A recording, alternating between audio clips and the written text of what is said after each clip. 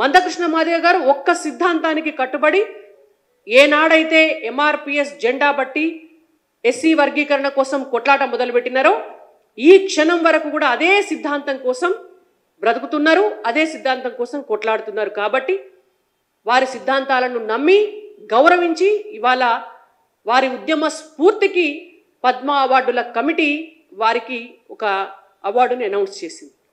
దాన్ని అర్థం చేసుకోలేని రేవంత్ రెడ్డి గారు, కాంగ్రెస్ పార్టీ నాయకులు గద్దర్ గారి పేరును తెర మీదకి తీసుకొచ్చి బండి సంజయ్ గారు అన్నటువంటి మాటలను వక్రీకరించి దాంట్లో పెడార్థాలు తీసుకొచ్చి మాట్లాడుతున్నారు. మీకైతే ఎట్లయితే పార్టీ కార్యకర్తలుగా మీకు ఒక ఐడియాలజీ ఉంటుందో భారతీయ జనతా పార్టీ కార్యకర్తలకు కూడా బరాబర్ అట్లనే ఒక ఐడియాలజీ ఉంటుంది. డెఫినెట్గా మీకు ఎట్లయితే కొన్ని రిజర్వేషన్స్ ఉంటాయో భారతీయ జనతా పార్టీకి కూడా కార్యకర్తల మనోభావాలు గౌరవించడానికి, పార్టీ సిద్ధాంతాన్ని కొనసాగించడానికి భారతీయ జనతా పార్టీకి కూడా కొన్ని రిజర్వేషన్స్ తప్పకుండా ఉంటాయి. వాటిని గౌరవించాల్సినటువంటి బాధ్యత మీకుంటుంది. మీరు అంటున్నారు ఫెడరల్ స్ఫూర్తి మా అభిప్రాయాలని కన్సిడర్ చేయలేదు కేంద్ర ప్రభుత్వం అని. మరి మీరు తెలంగాణ రాష్ట్రంలో ఉన్నటువంటి నంది అవార్డులకు గద్దర్ గారి పేరు పెట్టినారు. ఫెడరల్ స్ఫూర్తి కదా, మరి మీరు కేంద్ర ప్రభుత్వ అభిప్రాయం తీసుకున్నారా? ఫెడరల్ స్ఫూర్తి కదా, మీరు భారతీయ జనతా పార్టీ అభిప్రాయాలను తీసుకున్నారా? ఫెడరల్ స్ఫూర్తి కదా, మరి మీరు బీఆర్ఎస్ పార్టీ అభిప్రాయాలను తీసుకున్నారా? ఫెడరల్ స్ఫూర్తే కదా, మరి మీరు సినీ రంగంలో ఉన్నటువంటి వాళ్ళ అభిప్రాయాలు తీసుకున్నారా? కవులు కళాకారుల అభిప్రాయాలు తీసుకున్నారా? ఎవరి అభిప్రాయాలు మీరు తీసుకోలేదే. సొంతంగా నిర్ణయం తీసుకొని నంది అవార్డుల పేరు మార్చి గద్దర్ అవార్డుల పేరు మీరు ఎట్లా పెట్టినారు? ఫెడరల్ స్ఫూర్తి మందికి ఉండాలా, మీకు మాత్రం ఉండొద్దు.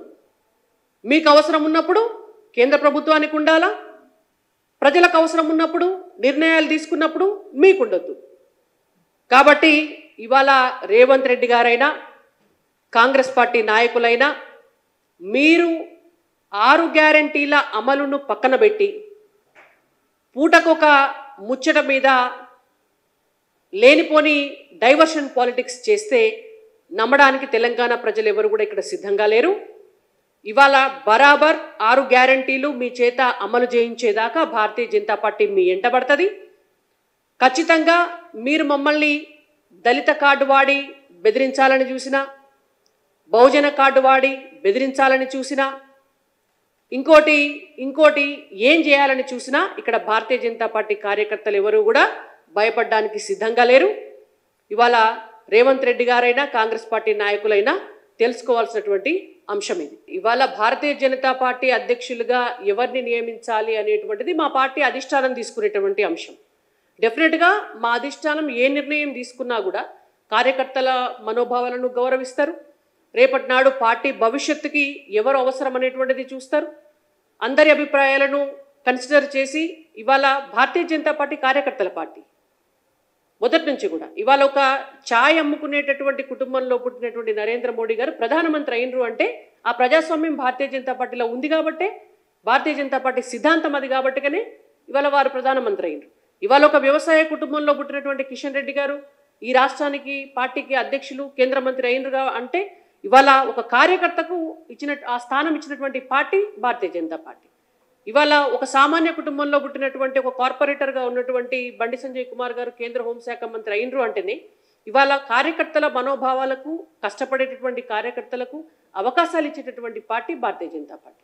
కాబట్టి డెఫినెట్గా అధ్యక్ష పీఠంలో ఎవరిని కూర్చోబెట్టాలి అనేటువంటి విషయంలో కేంద్ర ప్రభుత్వం మా పార్టీ అధిష్టానం డెఫినెట్గా అందరి ఇష్టానికి అనుసరంగానే ఒక నిర్ణయం తీసుకునేటువంటి అవకాశం ఉంటుంది. ఈ వీడియో మీకు నచ్చినట్టయితే లైక్ చేయండి, 10 మందికి షేర్ చేయండి. అలాగే కామెంట్ల రూపంలో మీ అభిప్రాయాలను మాతో పంచుకోండి. Nationalist hub group of channels ను సబ్స్క్రైబ్ చేసుకుని తెలుగునాట జాతీయవాద జర్నలిజాన్ని ప్రోత్సహించండి. ఈ వీడియో కింద ఉన్న బెల్ ఐకాన్ పై క్లిక్ చేయడం మర్చిపోవద్దు.